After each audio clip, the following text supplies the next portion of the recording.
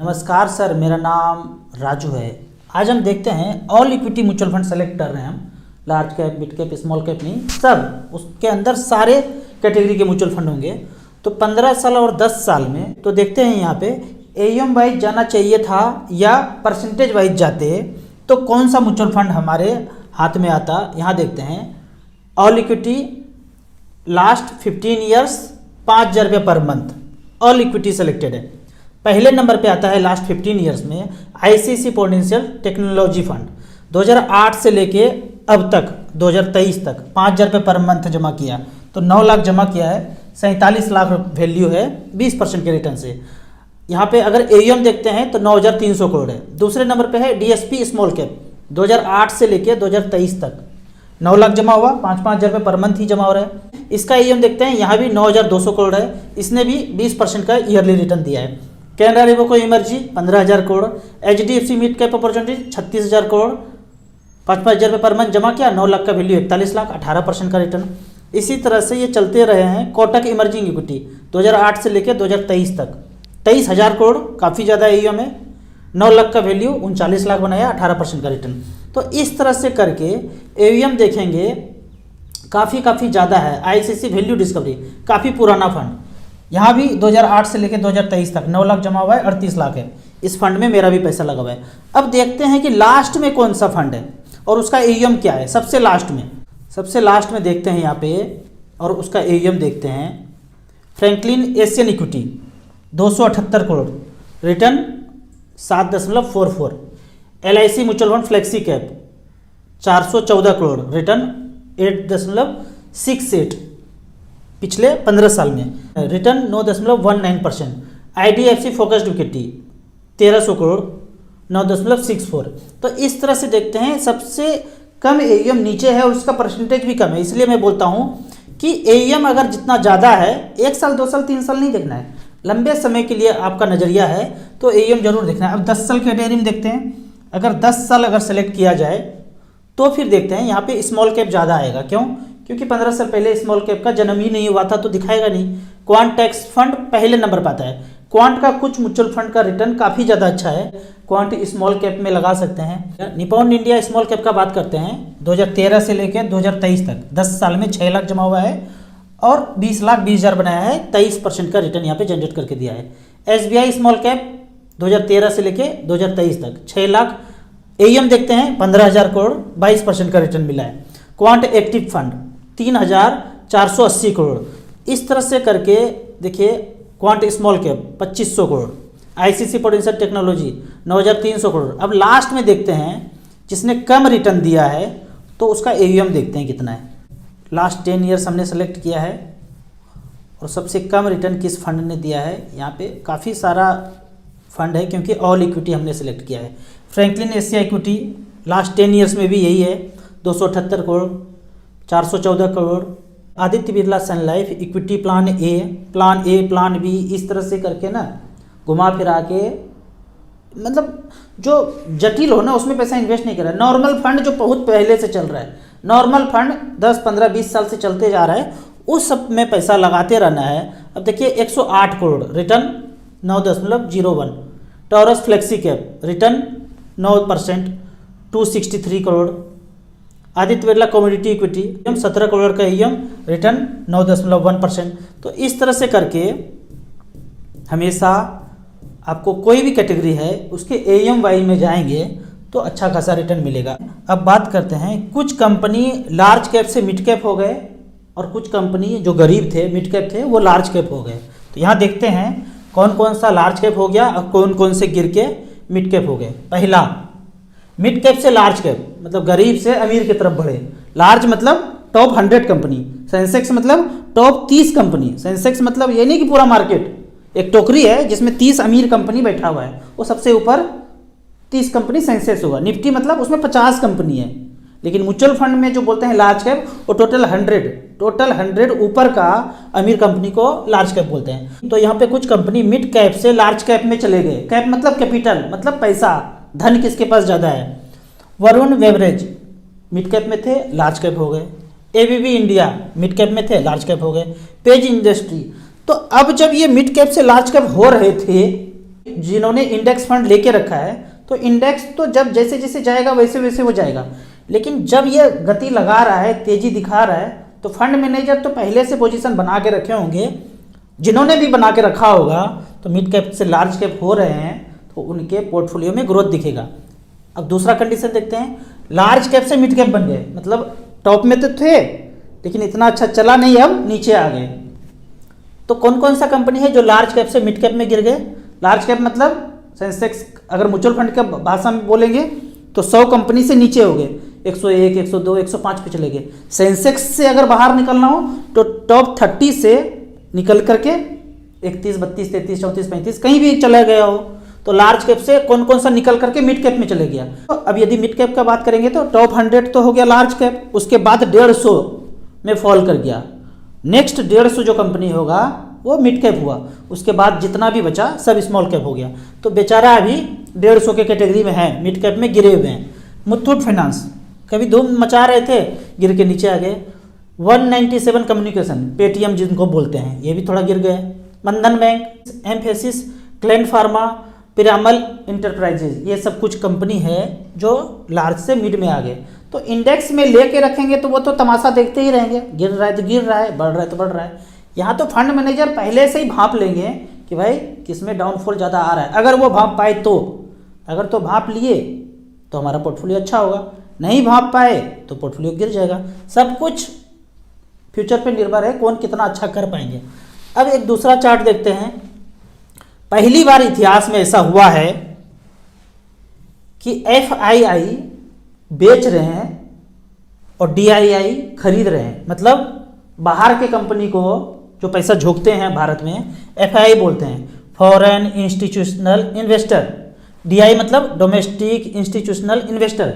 जैसे हमारे बैंक है, SBI बैंक है, HDFC, ICICI, LIC है, तो इनको तो काफ़ी सारा पैसा है, हम लोगों का पैसा इनके पास है। अब वो चाहे अमेरिका में लगाए, कनाडा में लगाए, रूस, चाइना कहाँ लगाए, तो इसको बोल देंगे हम, वहाँ के लिए बोल देंगे FII, हमारा पैसा वहाँ लगा रहा है। उसी तरह बाहर देश का पैसा अंदर यहाँ आ रहा है तो उसको बोलते हैं FII इंडिया के लिए। तो ये बेच रहे हैं और हम खरीद रहे हैं, ये इतिहास में पहली बार हुआ है। और ये हुआ है इंटरनेट के एजुकेशन की वजह से। वो तो भंडाफोड़ हो रहा है, जो भी सच है वो भंडाफोड़ हो पा रहा है, लोग डर रहे हैं न्यूज़ से, लेकिन कहीं कहीं पता भी चल रहा है कि भाई ये सब तो बकवास है। तो यहाँ देखेंगे जनवरी में FII ने इतना बेचा 41,000 करोड़, DI ने 21,000 करोड़ का खरीद लिया। फरवरी में देखेंगे 45,000 करोड़ बेचा, DI देखेंगे 42,000 करोड़ खरीद लिया।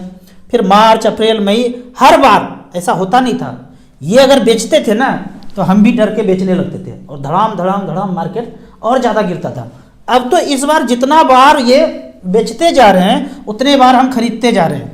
एक बार इसने खरीदा तो हमने बेच दिया, उल्टा चल रहे हैं। पहले क्या था, ये बेचा तो हम भी बेचे, ये खरीद रहा है तो हम भी खरीद रहे हैं। तो खरीदते थे महंगे में और बेचते थे सस्ते में।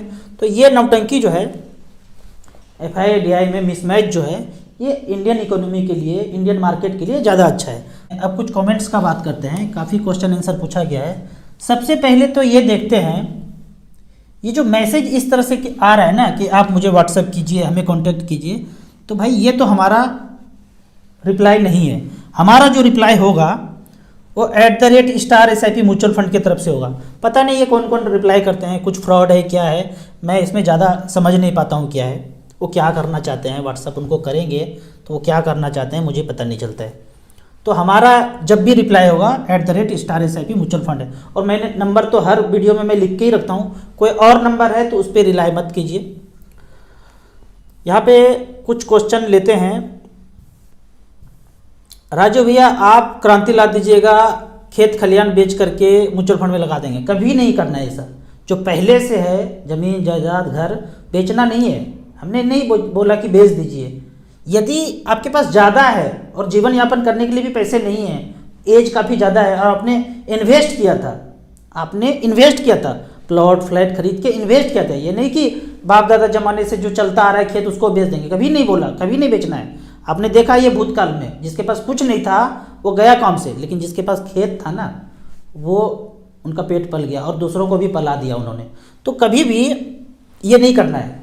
सरप्लस पैसा है, मेहनत करने के बाद, खर्च करने के बाद जो थोड़ा सा बच रहा है, 1000, 2000, 5000 जितना भी बच रहा है उतना ही इन्वेस्ट करना है, बेच बाच के कुछ भी कभी नहीं करना है। एक क्वेश्चन और पूछा गया था NAV के संदर्भ में कि 100 रुपया वाला NAV तो राजू जी बहुत महंगा है, तो क्यों नहीं 20 रुपया वाला NAV लिया जाए। 20 रुपया का बढ़ेगा तो 40 रुपया होगा तो पैसा डबल हो जाएगा। अब 100 रुपया को बढ़ने में तो काफ़ी टाइम लगेगा, ये तो काफ़ी बढ़ चुका है। NAV का कोई मायने नहीं रखता, मैं पीछे वीडियो में भी ये बताया हूँ। NAV अगर कोई 1000 है, 2000 है और कोई 10 रुपया का है, 20 रुपया का है तो सस्ता है महंगा है ऐसे नहीं सोचना है। मैं एक उदाहरण से समझाता हूँ कि ये NAV 100 रुपया का है और दूसरा NAV 20 रुपया का है। इसका मतलब ये है कि एक बनिया का दुकान है जहाँ पे जीरा मरीच धनिया गुंडी एक पैकेट में है 100 रुपया का मिल रहा है तो ज़्यादा मिलेगा, बड़ा पैकेट है। दूसरा बनिया या वही बनिया एक छोटा पैकेट में जीरा मरीच धनिया गुंडी सेम चीज़ 20-20 रुपये में दे रहा है। ये छोटा पैकेट है, ये बड़ा पैकेट है। मैं ये बोलूँगा इसमें सस्ता कौन है, इसमें महंगा कौन है। आप कहेंगे कैसी बात करते हैं, सस्ता महंगा क्या होगा, जिस रेशियो में है 100 रुपया देंगे तो ये 5 पैकेट दे देगा, ये एक ही पैकेट देगा तो बराबर ही होगा। सेम बात म्यूचुअल फंड में भी है। अगर आप 20 रुपया यहाँ लगाएंगे तो 1-1 रुपया करके सारे शेयर में इन्वेस्ट होगा। जो भी फंड मैनेजर ने स्टॉक चुना है 1-1 रुपया करके जाएगा। अगर आप 100 रुपया लगाएंगे तो 5-5 रुपया सारे स्टॉक में वो इन्वेस्ट होगा। तो जितने रेशियो में आप पैसा लगाएंगे उसी रेशियो में वो चीज़ खरीदा जाएगा। आप 20 रुपया लगाएंगे तो जीरा मरीच धनिया गुंडी उतना ही का खरीदाएगा।